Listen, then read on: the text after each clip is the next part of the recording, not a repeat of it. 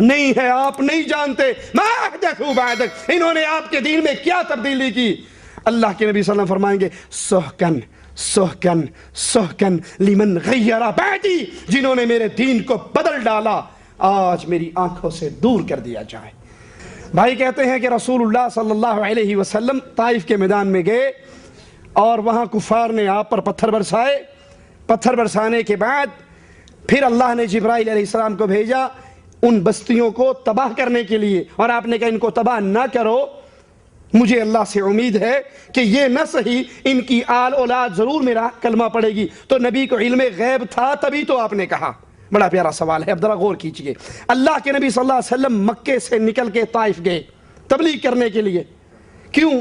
کیونکہ آپ مکے والوں سے نا امید ہو چکے تھے کہ کتنے عرصے سے ان کو تبلیغ کر رہا ہوں، یہ لوگ مسلمان نہیں ہوتے، ہو سکتا ہے کہ طائف والے کلمہ پڑھ لیں۔ آپ طائف والے سرداروں کے پاس گئے، ان کے سامنے قولوا لا الہ الا اللہ کی دعوت رکھی، اور دعوت رکھنے کے بعد پھر اللہ کے نبی صلی اللہ علیہ وسلم نے دو آپشن حدیث میں آتا ان کے سامنے رکھے۔ پہلی بات کہ تم میری اس دعوت کو قبول کر لو، تملک العرب والعجم، عرب و عجم کے مالک بن جاؤ گے، اور اگر تم میری اس دعوت کو قبول نہیں کرتے تو میری اس دعوت کے راز کو چھپائے رکھنا، میری اس بات کو لیک آؤٹ نہ کرنا، چھپائے رکھنا۔ تم نہیں مانتے نہ مانو، میں واپس لوٹ جاؤں گا، اور میری اس بات کو چھپائے رکھنا۔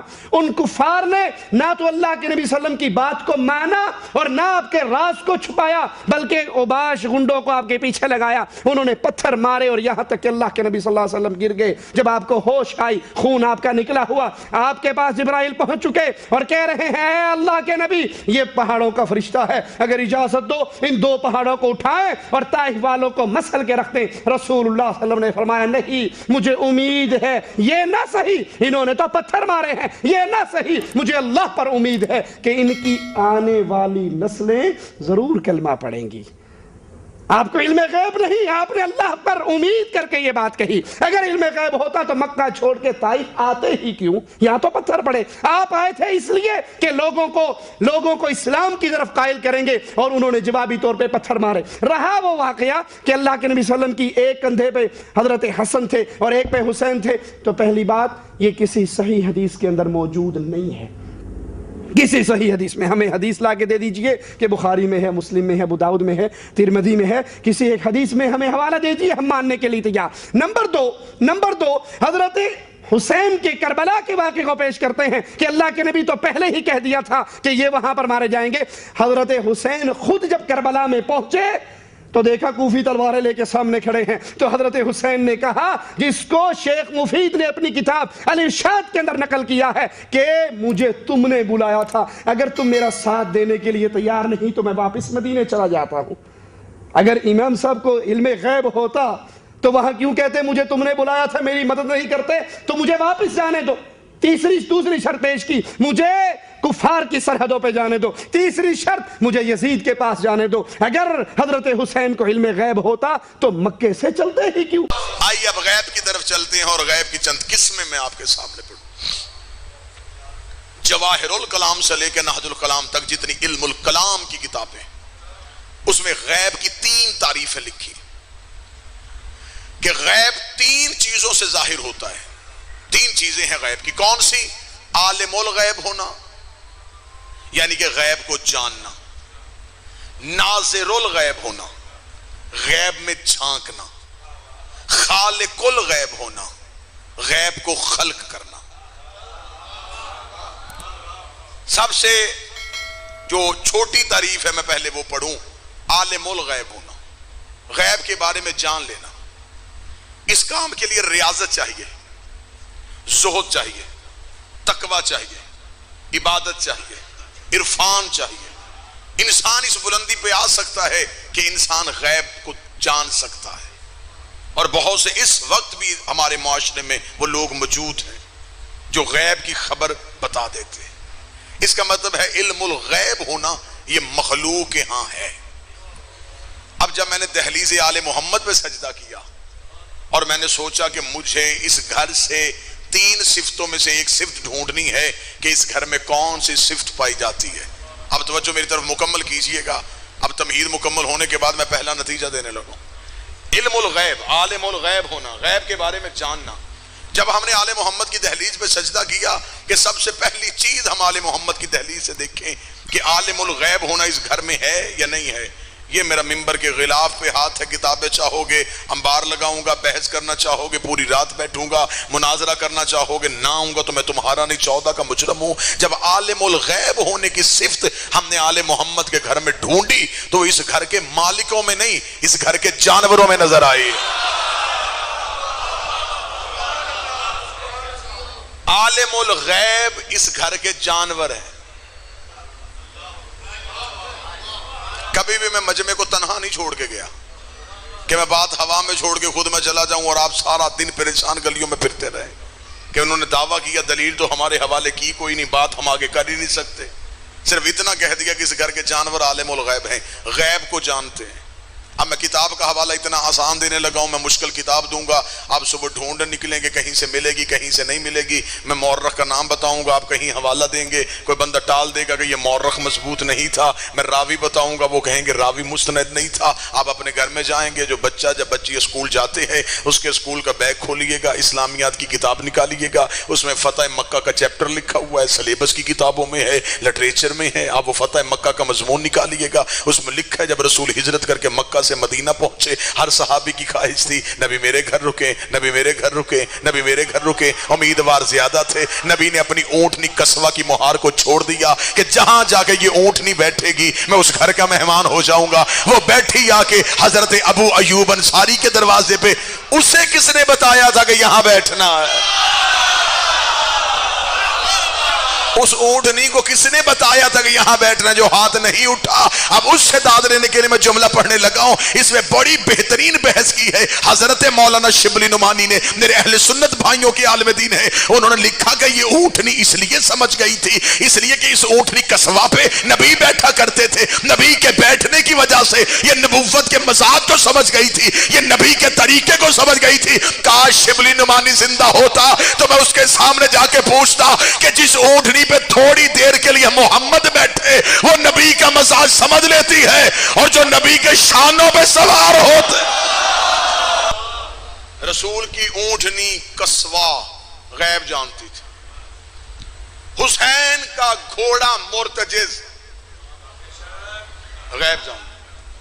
اب میرے پاس کیونکہ ممبر پہ آپ کو سمجھانے کے لیے میرے پاس لفظ نہیں, اس لیے میں لفظ گھوڑا استعمال کر رہا ہوں, ورنہ ہمیشہ چیزوں کو نسبت معتبر کر دیتی. میں بات آسان کروں گا, یہ جہاں میں بیٹھا ہوا ہوں یہ میز ہے, لیکن اس وقت امام بارگاہ میں یہ ممبر ہے. اسے ابھی اس امام بارگاہ کے دروازے سے باہر لے کے جائیں گے یہ پھر میز ہو جائے گا. جو ہی بارگاہ کے اندر آئے گا تو پھر ممبر ہو جائے گا. یہاں اس پہ پاؤں رکھنے کی اجازت ہی نہیں. ساخت نہیں بدلی, میٹیریل نہیں بدلا, نسبت بدلی ہے. اسے غسل نہیں دیا گیا, اسے پاک نہیں کیا گیا, اس پہ بیٹھ کے قرآن نہیں پڑھا گیا, صرف دروازے کے اندر آیا. آپ نے نارووال مارکیٹ سے جا کے کپڑا خریدا, کپڑا شاپر بیگ میں لے کے آئے, تب تک کپڑا تھا. گھر میں آگے یا باس لکھ کے چھت پہ لگایا, اسی کے نیچے بیٹھ کے بیٹے مانگے. کپڑا معتبر نہیں تھا, نسبت معتبر تھی. میز معتبر نہیں تھا, نسبت معتبر تھی. لکڑی معتبر نہیں ہوتی, تعزیے کی نسبت اسے معتبر کر دیتی ہے.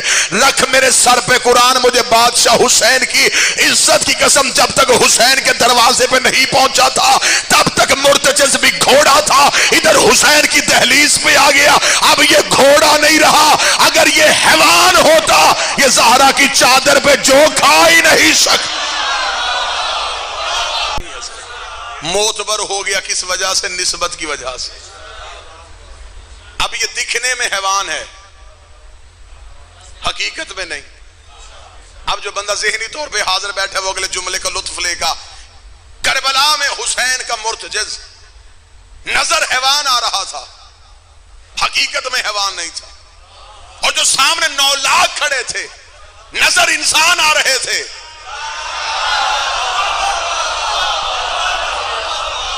اصل میں انسان نہیں تھے. حسین سے دور ہوئے, انسانیت سے دور چلے گئے. گھوڑا حیوان ہو کے حسین کے قریب آیا. حسین نے صرف خصلت نہیں بدلی، جبلت کو تبدیل کر دیا.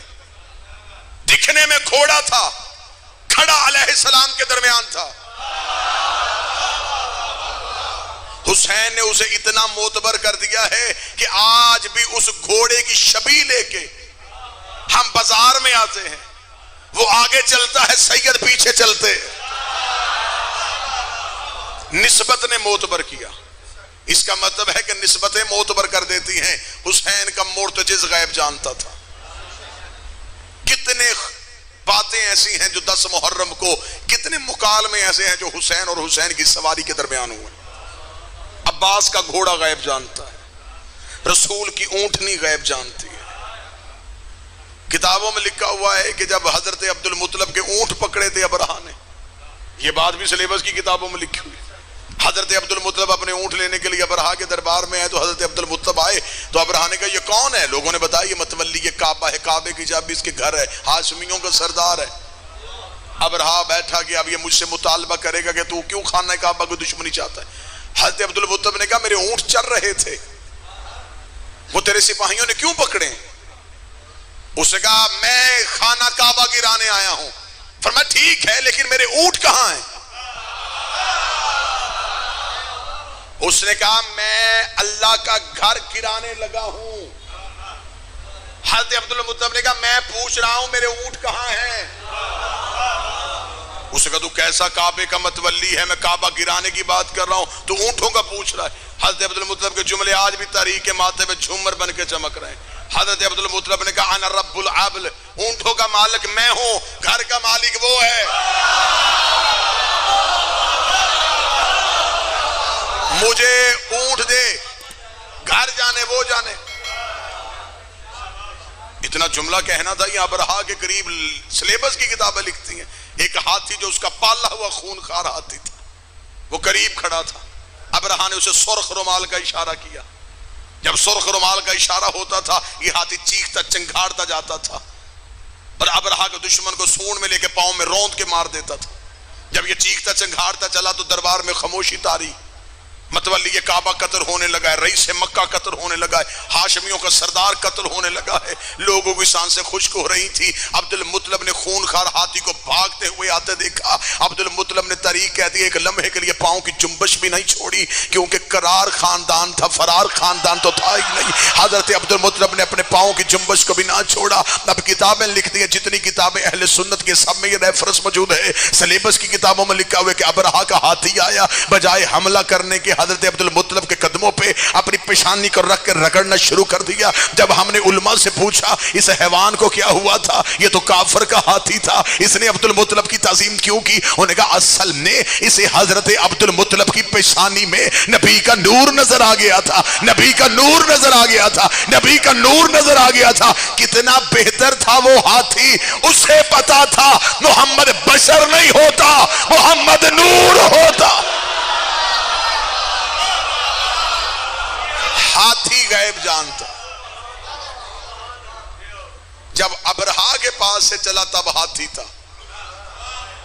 عبد المطلب کے قدموں پہ آیا، نسبت بدل گئی. کتنے حوالے دوں، کتنے حوالے دوں، ایک ایک جانور کی صفت پڑھوں آل محمد کے گھر کی. نتیجہ یہی نکلے گا اس گھر کے جانور علم غیب رکھتے تھے. تو جو کام جانوروں میں ہو وہ مالکوں میں تو نہیں ڈھونڈا جا سکتا. اس کا مطلب علم غیب کی پہلی تعریف اس گھر کے جانوروں کے پاس. غیب کی دوسری تعریف ہے ناظر الغیب ہونا، غیب میں جھانکنا. اس دیوار کے پیچھے کیا ہے مجھے نہیں پتا، کوئی مجھے آ کے بتائے تو یہ میرے علم میں آئے گا، لیکن میں یہاں بیٹھا بیٹھا دیوار کے پار دیکھوں تو یہ ہے غیب کو جھانکنا، غیب میں دیکھنا. پھر منبر کے غلاف پہ ہاتھ ہے مجمع کے اعتماد کے لیے. ناظر الغیب ہونا بھی آل محمد کے گھر میں نہیں، اس گھر کے نوکروں کی صفت ہے.